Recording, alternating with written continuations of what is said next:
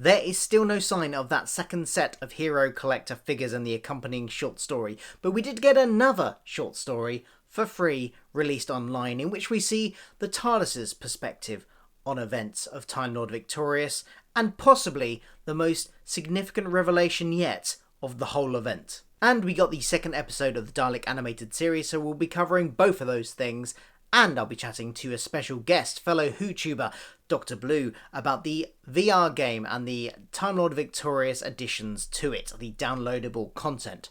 Basically because he has the game and I don't. Welcome to the Time Lord Victorious Canon Update.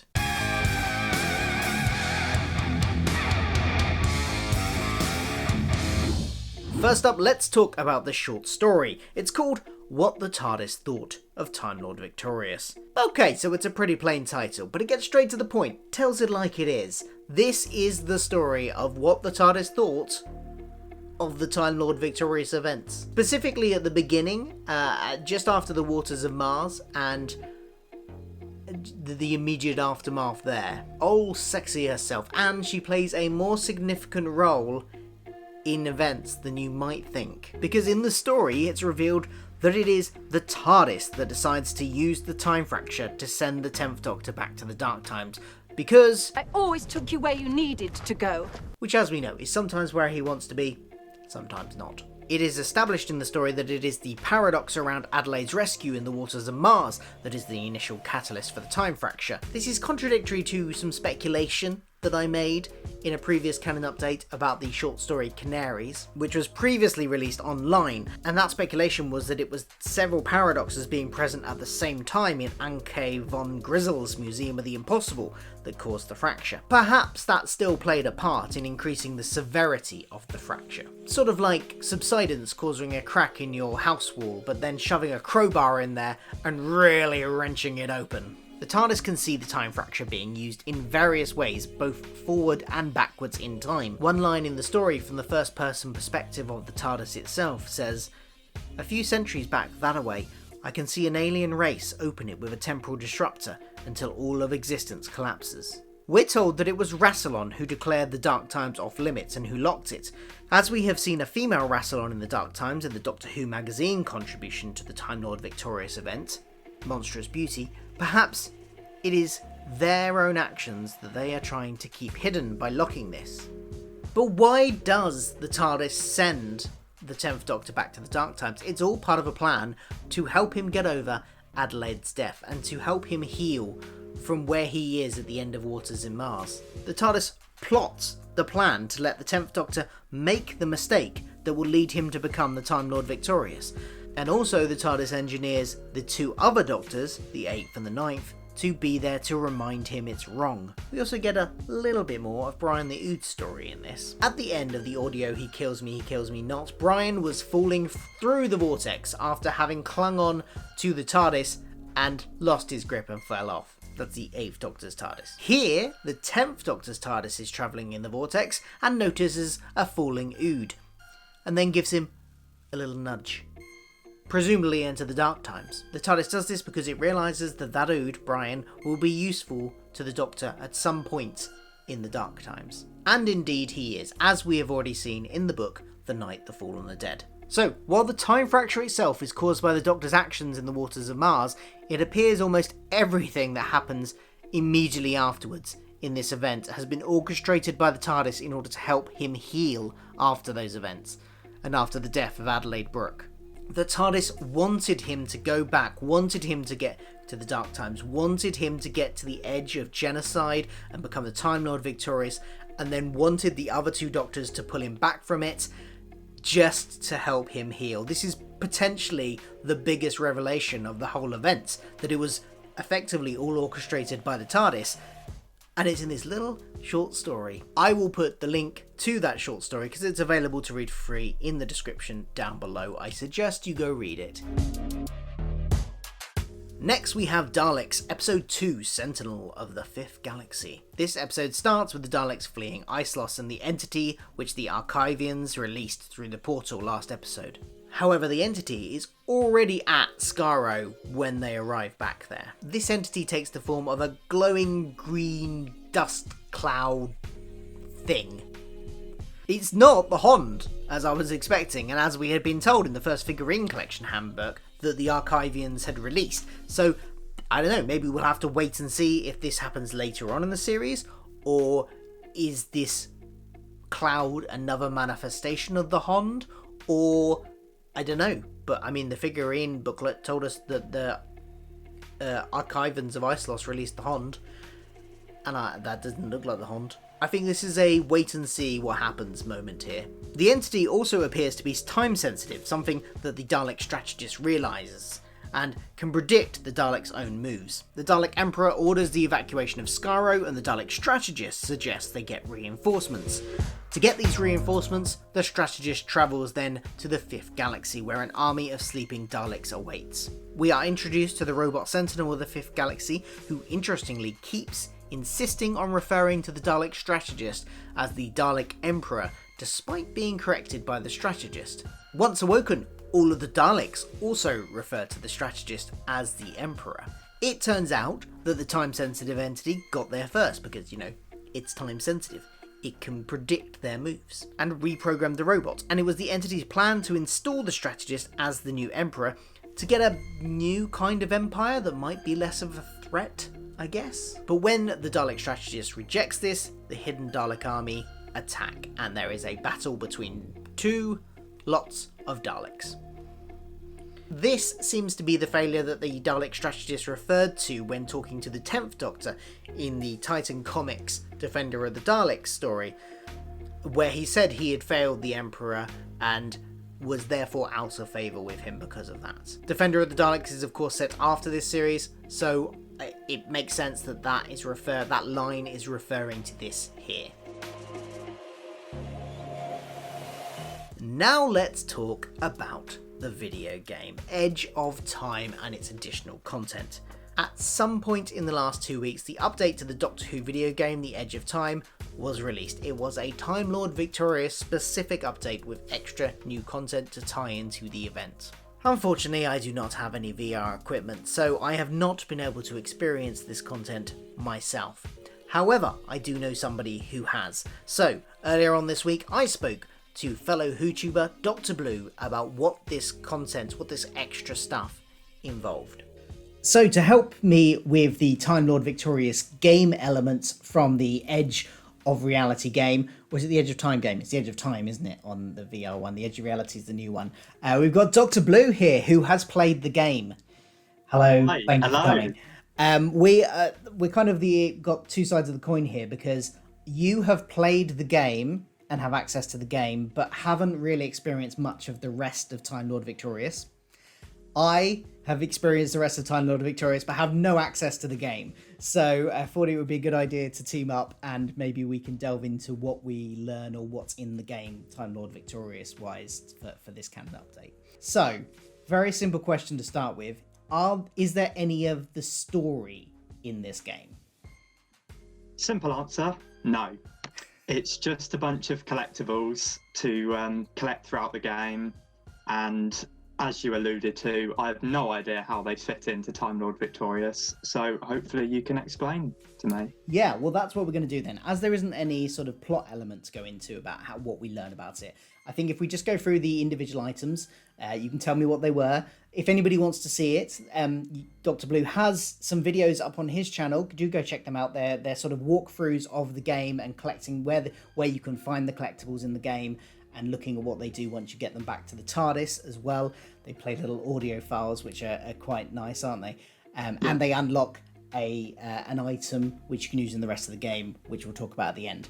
So do go along to his channel and check out those. Now, so you go around, collect these items. How many of them are there in total? I think there's 8. 8. Okay, so let's go through them one at a time, and I'll try and fill in how they tie into the event overall. So the first item, I wasn't entirely sure what exactly it is, but I think it's some kind of Dalek claw.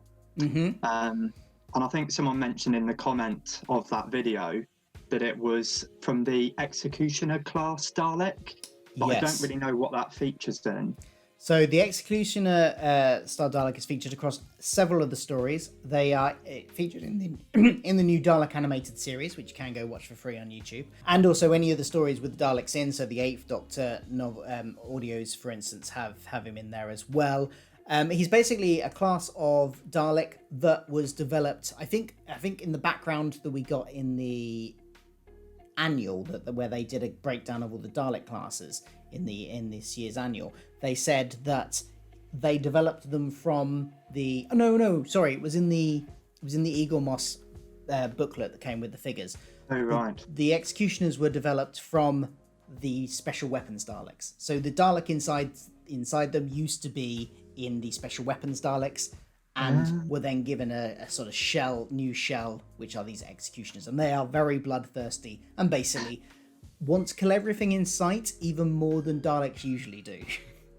Oh wow! So they're pretty lethal then. Pretty I can lethal, imagine. yeah. I mean, in one of the audios, in the most recent Eighth Doctor one that's come out, the Dalek strategist, they capture the Eighth Doctor. The Dalek strategist wants to interrogate him to get information. The Dalek Executioner is like, no, we must exterminate now, and there's a bit of a debate there about what they do with the Eighth Doctor. So that's that one. So moving on to the second collectible, that is an Ood translatable, which I'm assuming is a reference to Brian the Ood. Brian the Ood, right? indeed, yes. He's a assassin with the Order of Oberon, and he shows up chronologically from his timeline. The first time he shows up is the Eighth Doctor audio. He kills me not. He's in that, and then at the end of that, he gets sort of he's clinging on to the TARDIS, and he falls into the time vortex. And there's a little short story which I'm covering in this edition which I've already covered because this will be at the end of this edition of the Canon update, where it's revealed that a later version of the TARDIS notices him in the time vortex and gives him a nudge to push him into the dark times, and that's where he then has the adventure with the 10th Doctor in the book The Night, the Fall and the Dead. And is he in the second book as well? I think he probably will be, although the second book hasn't come out yet. I believe he is still in that, but that's not out till December, so I haven't read that one yet. So the third collectible is a chest containing the Scrolls of Rassilon. And again, I'm not entirely sure how that fits in. Yeah, I in terms of the object itself, I'm not sure, other than knowing that the Scrolls of Rassilon are about the Dark Times, and I think they're mentioned in State of Decay in the classic series. I'm not sure the scrolls themselves have been mentioned. Do correct me if I'm wrong in the comments. I think they might have been mentioned in the Five Doctors, potentially. Yes, yeah, they've been mentioned there as well. But in terms of the Time Lord Victoria stories, I don't think they've been mentioned in that yet. Right. But Rassilon is in the Ninth Doctor comics as a woman who, in the Ninth Doctor comics, there is a woman. It's not explicitly said it's the same Rassilon. I suppose it could be a popular name, but it is certainly an authority figure, a commander in the armies of the pre-Time Lord Gallifreyans there. So there's that kind of link, and I think the Scrolls of Rassilons in the Fifth Doctor are mentioned as being, containing knowledge from the Dark Times. So I'm guessing this Rassilon that we see in the Ninth Doctor comics is the one to write them, I assume. Oh, okay. Fair enough. The fourth collectible is a Time Lord collar.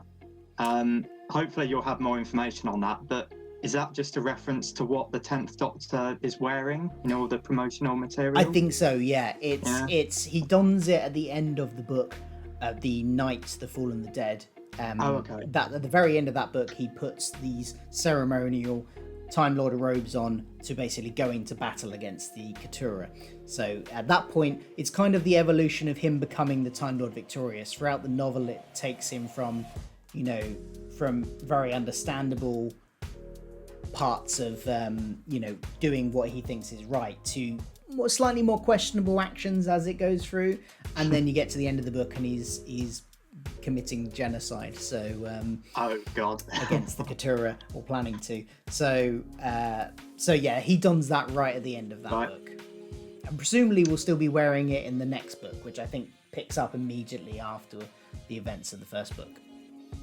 I think in the promotional picture for that book, he is actually wearing it. Yeah, so, yeah, and on it the makes front sense. cover and everything. Yeah. So the next collectible is a Dalek gun, which I think could be a reference to anything really, because the Daleks are all throughout Time Lord Victorious. They are. I don't think there's any. Oh no, there is a point where one of the characters. What was this in? Was this in? I think it was in the first Eighth Doctor. No, not the first Eighth Doctor one. What am I talking about? The first 10th Doctor in the novel. Is it? I'm trying to remember now. I'm sure at one point there was a point where somebody picks up and uses a Dalek weapon that was just sort of laying around on the floor. So like a gun that had been detached, but I can't remember where that was. So it might be the latest 8th Doctor audio, or it might be the 10th Doctor novel. I can't quite remember. So then the penultimate item is a unit file, which I think is a reference to Time Fracture.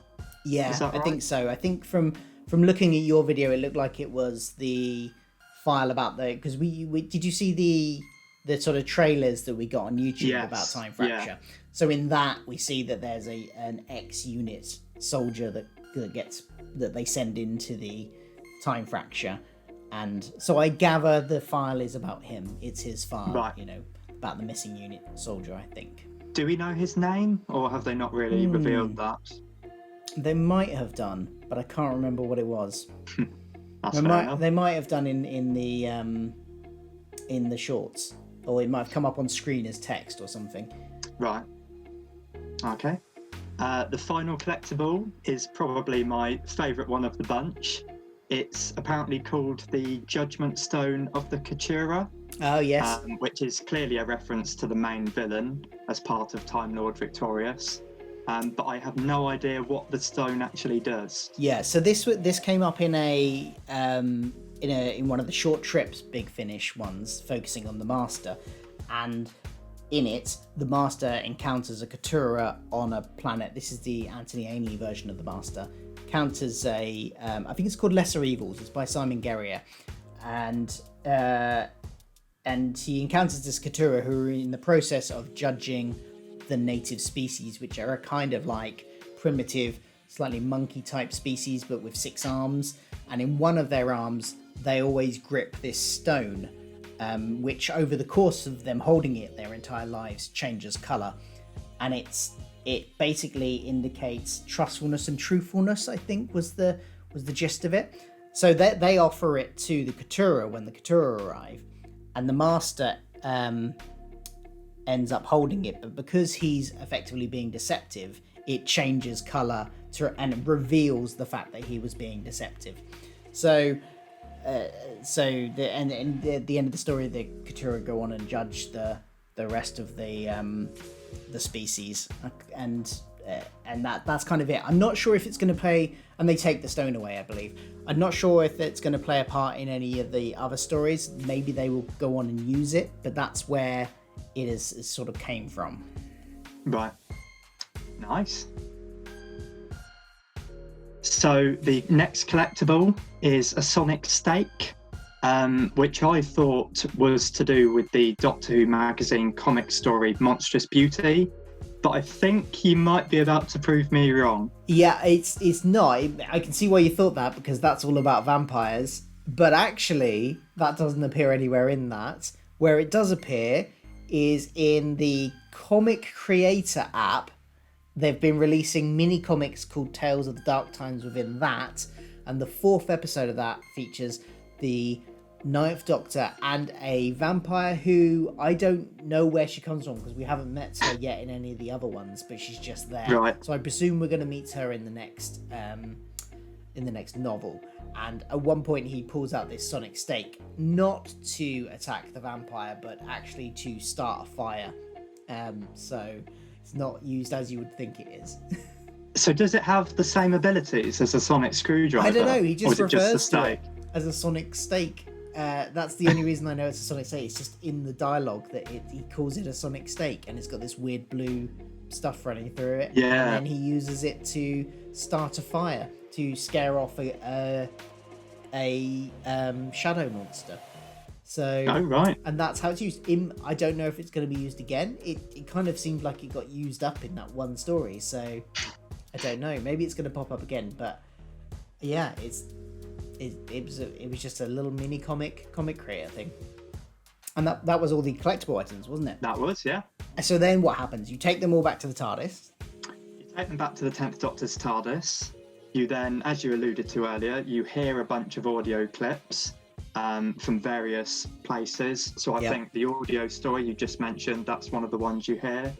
And if people want to hear those and they don't have the game, they can go over to your channel and listen. Absolutely, yeah, please do. And yeah, there's lots of other clips. There's the end of The Waters of Mars as well, when the 10th Doctor talks about being the Time Lord Victorious. That's played. So each collectible has its own audio clip that you hear. And then you've got to work out which clip goes with each collectible, basically. Yeah. You select it with the Sonic, lock it into the TARDIS, and then the game says whether you got it correct or incorrect. You do that through all 8 items, and then after that, you get the 10th Doctor's Time Lord Victorious Sonic. Yes, and this is probably the only new thing that's revealed in this game in terms of the story thing, because although this is probably going to go on to the Sonic to play a role in the next novel, which is coming out, I assume, I don't know, it's the first time we've seen it is in this game, so this is a new thing. It's quite a cool design. I quite like it. Me too. I love the gold, like the golden wiring and the golden material that's around it. Yeah, it looks really good. So you get that, and then if you want to, you can go and replay the whole game, the original game with that Sonic. Instead of the 13th Doctor's one. Yeah. Yep. There you go. Well, that is what is involved in Time Lord Victorious and the Edge of Time. Thank you very much, Dr. Blue. Do go check out his playthroughs of this and all the other great content on his channel. I will leave a link to those particular videos and his channel in general in the comments below. Thank you very much. Thank you. Bye. Bye. And that is everything from this week's releases. Now, I've got a favour to ask. I am very close to 3,000 subscribers. It would be really good to get there by the end of the year. So if you are watching this and have enjoyed the video and are not yet subscribed, then please do help me out, hit that subscribe button and help me get to 3,000 subscribers by the end of 2020. That would be much, much appreciated. And if you're doing that, thank you in advance. I'll of course be back next week to cover the next episode of the Dalek series, which should be out on Thursday, and also, hopefully, fingers crossed, if it arrives, the next figurine collection, the second figurine collection, which will now be like 2 or 3 weeks late. If it arrives, I'll cover that too. See you then.